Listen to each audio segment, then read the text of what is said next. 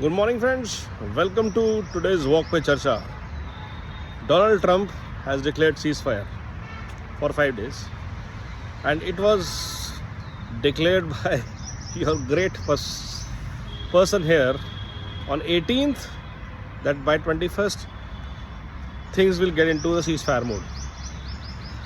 The reason was very simple to watch, and everybody observed it, that fencing was created to give cushion to Trump. He was misguided into the war.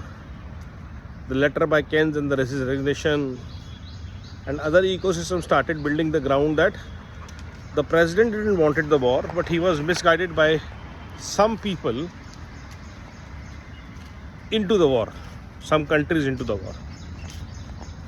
And with that background in mind and losses piling, Trump, as we all know, is a deal maker, is a businessman. He was hedging that the war will end in 3 days and he will end up making millions, billions. But the game turned around the other way. When Iran hit with full force and literally demolished the whole myth and aura around US being the superpower, impenetrable technology with tiny drones and missiles only. US had no other thing to do rather than declare ceasefire, escape with its tail tucked between the legs. And this is the biggest bashing that US has got in last 50 years or so. This is going to hurt for a very, very long time, and knowing Trump, he is going to hit back Iran. So the ceasefire is very, very temporary, and of course temperamental. As far as Iran is concerned, it has very clearly stated nobody spoke to Trump, and there is no ceasefire from our side. The only ceasefire they are asking for is removal of all military bases of US from the Middle East. US has no business to be in the Middle East.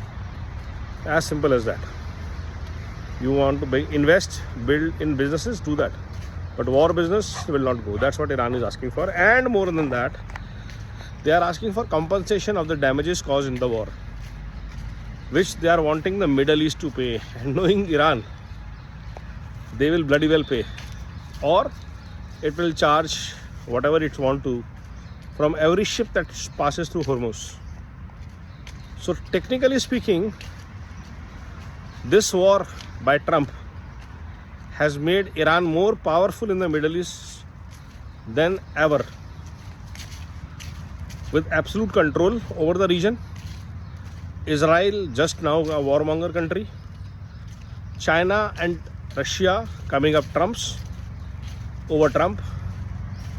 The whole psyche of war and the aura around it has been dismantled permanently. And this is going to cost huge to US in economy, in petrodollars, in dollar economy. And everybody is seeing this. The losses are not going to stop mounting. The debt is going to increase even after Trump is gone in November. And if he resigns, US is going to face this backlash for a long, long time. From every country, it has tortured even the NATO members. So NATO is technically an ineffective alliance today, with its members not supporting it. The Middle East is an ineffective, insecure, unsafe place today. And one man single-handedly has destroyed global peace by his acts of war over the last few years. Months actually. From Venezuela to Iran to carrying on the war in Ukraine, supporting Zelensky still. And that's all of that is US taxpayers' money, who are not given any money for healthcare. Now compare that once again with Operation Sindoor that India unleashed on Pakistan in and out in 10 days flat. Zero civilian losses, almost. Zero civilian casualties, zero damage to public infrastructure. facilities. That is what war should be, if need be. And every time Bharat speaks that it's time for peace and not war, they mean it. We mean it.